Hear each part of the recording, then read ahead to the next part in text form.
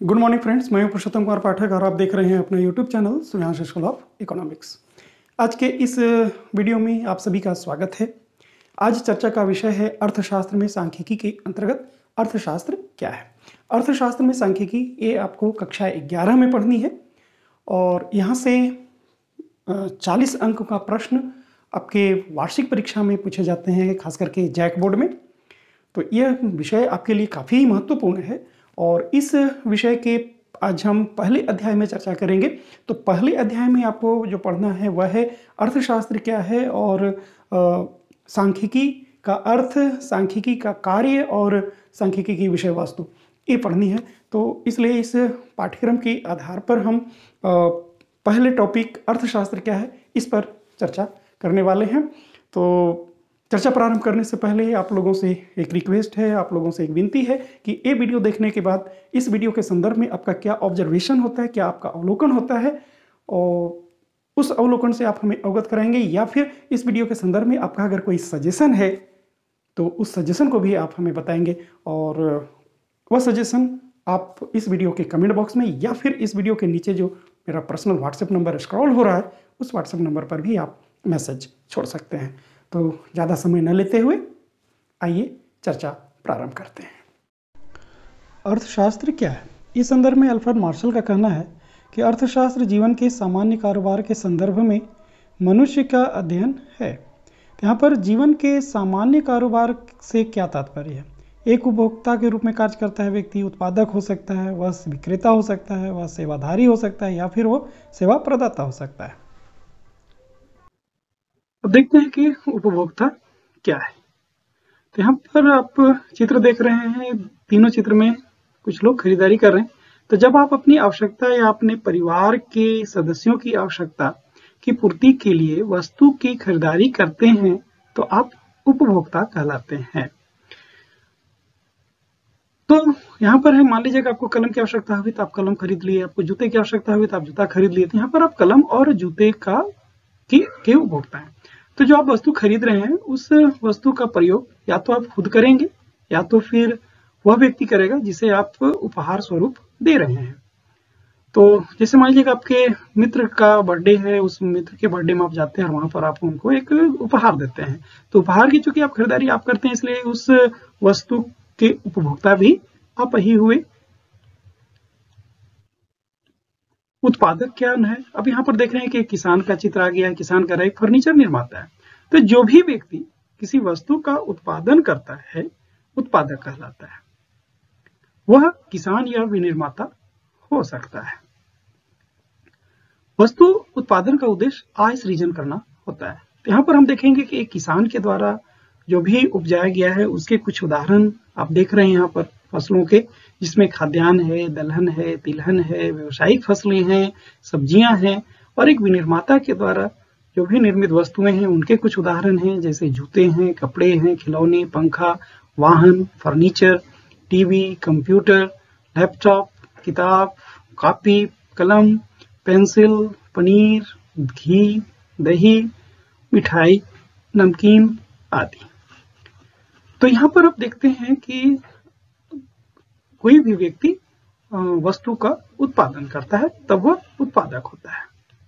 तो विक्रेता देखते हैं, जब कोई व्यक्ति लाभ के उद्देश्य से किसी वस्तु की खरीद बिक्री करता है तो वह विक्रेता होता है। तो विक्रेता स्थायी दुकानदार भी हो सकता है या फिर अस्थायी दुकानदार होगा, फेरी वाला हो सकता है या फिर ऑनलाइन विक्रेता होगा। तो जब आपको कलम की आवश्यकता थी तो आप कलम खरीद कर आए थे, आपको गिफ्ट की आवश्यकता थी तो आप गिफ्ट खरीद कर आए थे। तो वहां पर जिससे आप खरीदे वह व्यक्ति भी विक्रेता होगा। तो अगर आप अस्थायी दुकान से खरीद रहे हैं तो वहां जो व्यक्ति है वो अस्थायी दुकानदार है। और एक व्यक्ति अस्थायी दुकानदार उस व्यक्ति को कहते हैं जो अपनी दुकानें हाट बाजार या फिर फुटपाथ पर लगाता है। और फेरी वाला क्या करता है कि वस्तुओं को अपने साइकिल में, अपने मोटरसाइकिल में बांधकर वो गली मोहल्ले घूमता है और वो बेचता है।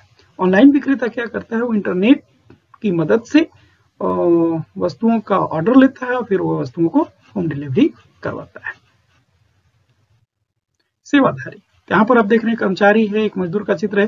तो जब कोई व्यक्ति मजदूरी या वेतन पर किसी दूसरे के लिए कार्य करता है तो उसे सेवाधारी कहते हैं। तो सेवाधारी में नियमित वेतनभोगी कर्मचारी भी हो सकता है या फिर अनियत दिहाड़ी मजदूर भी हो सकते हैं। तो यहाँ पर आप देख रहे हैं रसोइया, शिक्षक, वकील, ड्राइवर। ये व्यक्ति क्या कर रहे हैं, रसोइया, शिक्षक या वकील या ड्राइवर, ये क्या कर रहे हैं कि भुगतान लेकर किसी दूसरे को सेवा प्रदान कर रहे हैं, इसलिए इन्हें हम लोग सेवा प्रदाता कहते हैं। तभी आप जितनी भी क्रियाएं देखें वो सभी क्रियाओं को हम आर्थिक क्रिया कहते हैं। आर्थिक क्रिया इसलिए कहते हैं कि इन सभी क्रियाओं में व्यक्ति धनोपार्जन या फिर धन को खर्च करने के उद्देश्य से लगा हुआ है। इसके अलावे भी बहुत सारी क्रियाएं हैं जहां पर मनुष्य करता है, उसे हम लोग गैर आर्थिक क्रिया कहते हैं। तो अर्थशास्त्र का संबंध आर्थिक क्रिया से है, गैर आर्थिक क्रिया से नहीं। अब यहाँ पर एक वर्क है आपके लिए कि आप सेवा प्रदाता के कुछ अन्य उदाहरणों की सूची तैयार कीजिए। यहाँ पर हमने उदाहरण दिया है जिसमें एक रसोइया है, एक शिक्षक है, वकील है, ड्राइवर है।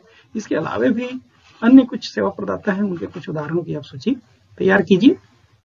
अब अर्थशास्त्र में हम किन किन चीजों का अध्ययन करते हैं, ये चीज यहाँ पर महत्वपूर्ण है। सबसे पहले हम अध्ययन करते हैं उपभोग का, दूसरा है उत्पादन का, तीसरा है वितरण का, और चौथा है देश की आधारभूत समस्याओं का अध्ययन करते हैं, और दैनिक जीवन के व्यवसाय को प्रभावित करने वाले बाह्य कारकों का भी अध्ययन हम अर्थशास्त्र में करते हैं। अब एक जो भी आप अध्ययन कर रहे हैं वहां पर एक समस्या उत्पन्न हो जा रही है जिसे हम चयन की समस्या कहते हैं। तो ये चयन की समस्या क्या है, ये समझना हमारे लिए बहुत जरूरी है, और फिर हम देखेंगे कि इसके जो कारण हैं वो क्या है। तो चयन की समस्या के लिए क्या है कि हमारे पास जो आवश्यकताएं हैं वो असीमित हैं। असीमित आवश्यकता की पूर्ति करने के लिए हमारे पास जो साधन है वो दुर्लभ है। तो दुर्लभ साधन और सीमित साधन के बीच असीमित आवश्यकता की पूर्ति कैसे होगी। जैसे हम एक उदाहरण ले रहे हैं, मान लीजिए कि आपके पास पॉकेट मनी के रूप में 50 रुपये हैं और आपको 5 प्रकार की वस्तु खरीदनी है, 1, 2, 3, 4 और 5।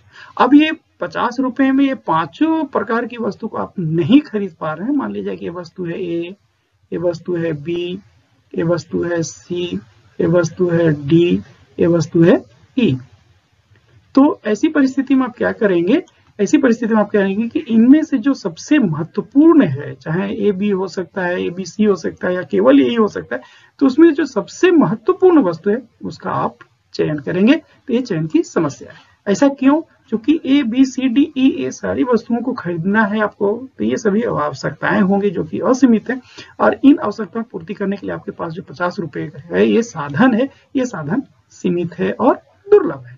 दुर्लभता से तात्पर्य ये है कि जब किसी भी साधन की मांग, डिमांड अधिक हो उसके सप्लाई से, उसकी पूर्ति से, मतलब उस साधन की जितनी हमें आवश्यकता है उस आवश्यकता के अनुरूप अगर वह वस्तु उपलब्ध नहीं है तभी हम उस वस्तु को हम लोग दुर्लभ कहते हैं, दुर्लभ कहते हैं। दूसरा है संसाधनों का वैकल्पिक प्रयोग। संसाधनों का वैकल्पिक प्रयोग कहने का मतलब है कि जो हमारे पास साधन है अनेक उद्देश्यों में उसका प्रयोग हो रहा है।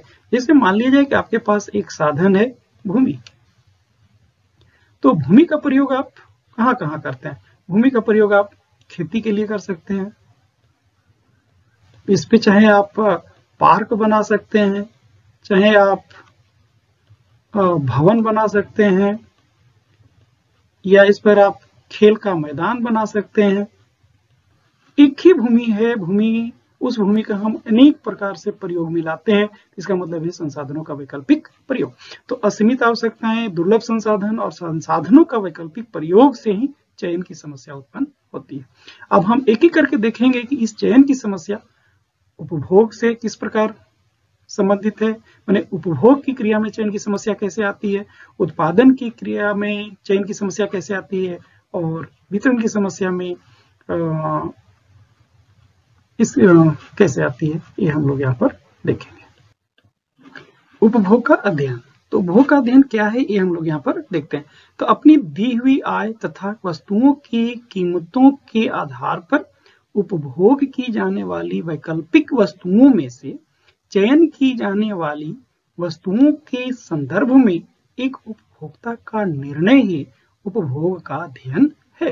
कहने का तात्पर्य हमारा ये है कि एक व्यक्ति के पास अनेक प्रकार की आवश्यकताएं हैं। जैसे मान लीजिए कि वो चाह रहा है कि हम ए वस्तु को भी यूज करें, बी को भी करें, सी को भी करें, डी को भी करें, ई को भी करें और एफ को भी करें। ये वैकल्पिक उसके पास इन सभी वस्तुएं उसके पास विकल्प के रूप में मौजूद हैं कि इन वस्तुओं को आप चाहें तो सभी वस्तुओं की आप खरीदारी कर सकते हैं, सभी वस्तुओं का उपभोग आप कर सकते हैं।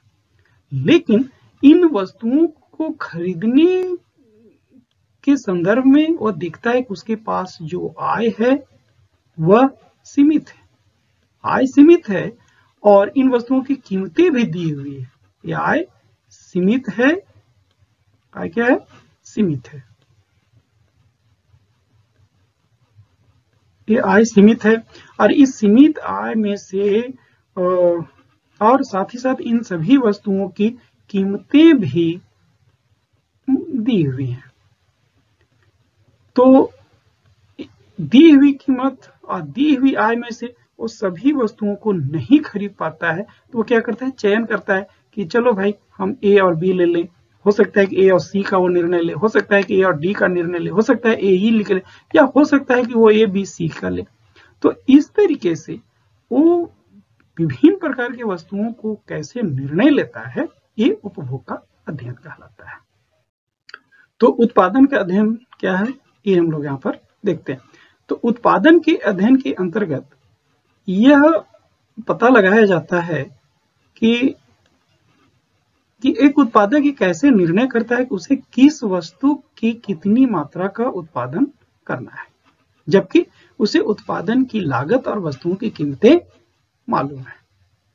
तो मान लीजिए कि बहुत सारी वस्तु हैं, मान लीजिए कि ए है, बी है, सी है, डी है। ये वस्तु का उत्पादन एक उत्पादक चाहे तो कर सकता है, लेकिन उसके पास जो साधन है वो साधन सीमित हैं। और इसमें कौन कौन से साधन लगेंगे? तो साधन जो लगते हैं वो 4 साधन हैं, आपको पता है। कौन कौन साधन? एक है भूमि, एक है श्रम, एक है पूंजी और एक है साहस। तो ये 4 प्रकार के साधनों की सहायता से वो इन वस्तुओं का उत्पादन करने का वो निर्णय लेता है। और साथ ही इसे पता है कि ए वस्तु के उत्पादन में कितनी लागत होगी, बी वस्तु के उत्पादन में कितनी लागत होगी, सी वस्तु के उत्पादन में कितनी लागत होगी और डी वस्तु के उत्पादन में कितनी लागत होगी। लागत कहने का मतलब हुआ कि इन वस्तुओं के उत्पादन में ये जो साधन लगा रहे हैं, भूमि, श्रम, पूंजी और साहस, तो इसमें कुछ न कुछ उसे खर्च करना पड़ता है। जैसे भूमि के बदले में उसे लगान देना होगा, रेंट जिसे हम लोग कहते हैं। और अगर वो श्रम की सहायता ले रहा है तो श्रम के लिए उसे मजदूरी देनी होगी और पूंजी पर उसे ब्याज देना पड़ता है और साहस को लाभ की प्राप्ति होती है।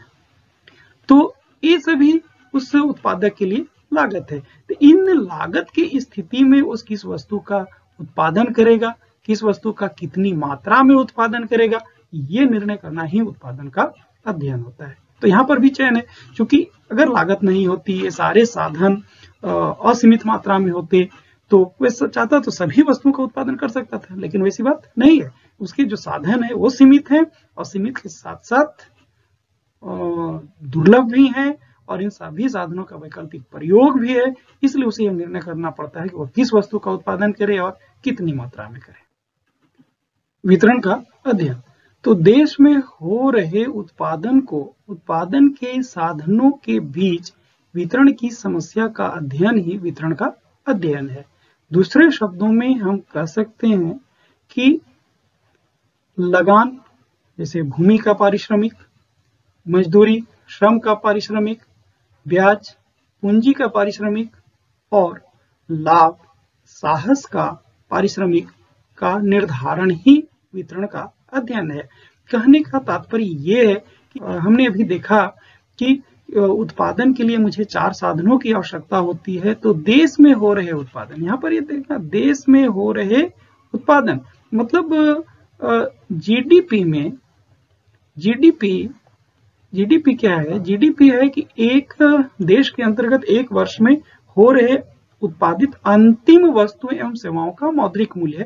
तो इस जीडीपी में कितना हिस्सा भूमि का पारिश्रमिक होगा, मतलब कितना हिस्सा लगान का होगा, कितना हिस्सा मजदूरी का होगा, कितना हिस्सा ब्याज का होगा और कितना हिस्सा लाभ का होगा, ये निर्धारण करना ही वितरण का अध्ययन है। तो यहाँ पर भी अगर मान लिया जाए कि इस जीडीपी में केवल भूमि के सहयोग से ही ये जीडीपी होता है, भूमि के सहयोग से ही ये उत्पादन होता, तब तो समस्या ही नहीं।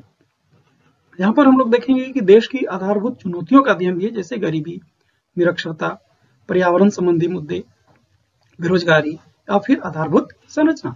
गरीबी मतलब एक अर्थशास्त्री को यह समझना पड़ता है कि एक देश में गरीबी की क्या स्थिति है, निर्धनता की क्या स्थिति है, और फिर अगर निर्धनता है तो उस निर्धनता को दूर हम कैसे करेंगे।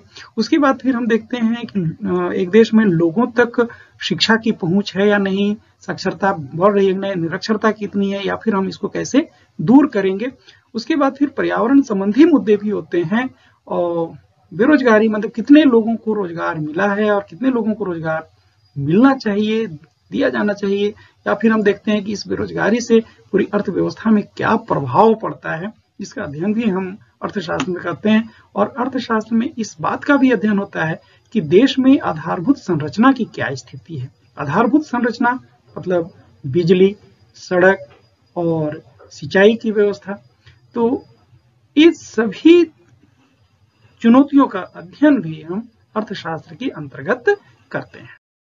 शास्त्र में अध्ययन इस बात पर करते हैं कि जितने भी हमारे दैनिक जीवन के सामान्य व्यवसाय को प्रभावित करने वाले बाह्य कारक कौन कौन से हैं, जैसे प्राकृतिक आपदाएं, जैसे सुनामी, भूकंप, बर्ड फ्लू, कोविड-19। अभी ये जो विपदाएं होती हैं, इस विपदाओं से हमारा दैनिक जीवन का व्यवसाय, उपभोग, उत्पादन, बिक्री, दूसरे के लिए सेवा कार्य करना या फिर सेवा प्रदाता, ये सभी कार्य किस प्रकार से प्रभावित होते हैं और फिर इनके प्रभाव को हम कैसे कम कर सकते हैं। दो चीज, पहला प्रभाव क्या है और इस प्रभाव को हम दूर कैसे कर सकते हैं, दूर करने के उपाय, दूर